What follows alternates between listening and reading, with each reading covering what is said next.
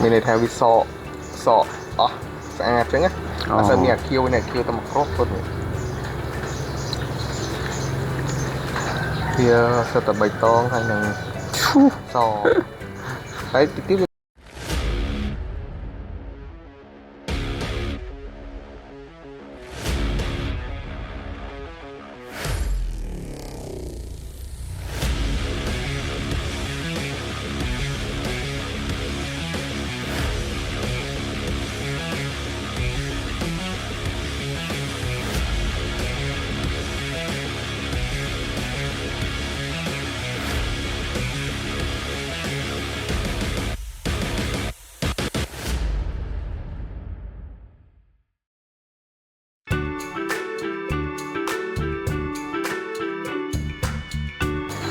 ខាងហ្នឹងរៀងផ្អើលតែសុខភាពល្អ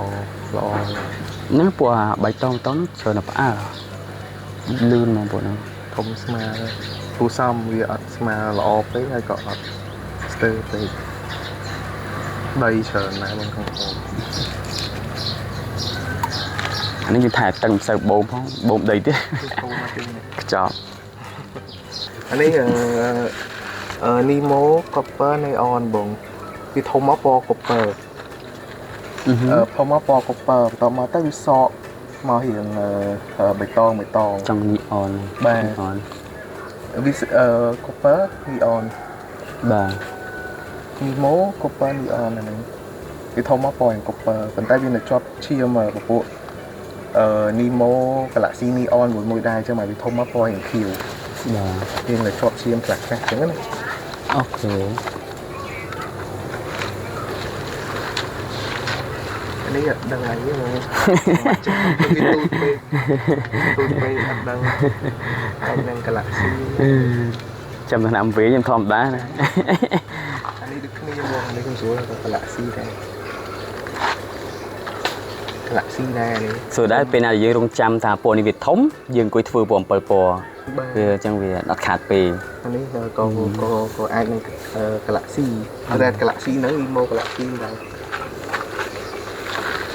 អានេះខែនេះវាបាហូរលឹកឆាត់អញ្ចឹងយើងចងលឹកឆាត់លាយលឹកជេយូរបាទលឹកឆាត់ខ្ញុំដាក់ពីក្នុងនេះនេះតងលឹកឆាត់ស្លឹកលឹកឆាត់បាទនេះលឹកឆាត់អញ្ចឹងលាយសារលាយជោគនៅយើងវាអត់ខ្វះឲ្យលឹកជេយអញ្ចឹងចងលាយទៅ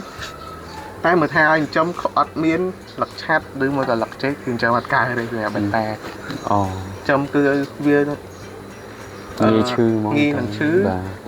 ទី1ទឹកវាអត់ថ្លាល្អទី2ឡើងពណ៌អត់ស្អាតបាទបើសិនជាអត់មានអត់កើតទេនេះក៏នីអនដែរប៉ុន្តែនីអននីម៉ូគឺខុសពីអានីអនកូពើមកហ្នឹងនីអនកូពើវាធំមកពណ៌កូពើតែដូចជាមានកូពើមួយដែរនេះកូពើមួយបាទនេះនីអនមួយនេះឡើងពណ៌ស្អាតមានន័យថាវាសក់អស់ស្អាតអញ្ចឹងណាអត់សូវមានអាខៀវនេះអាខៀវតែមកគ្រាប់គាត់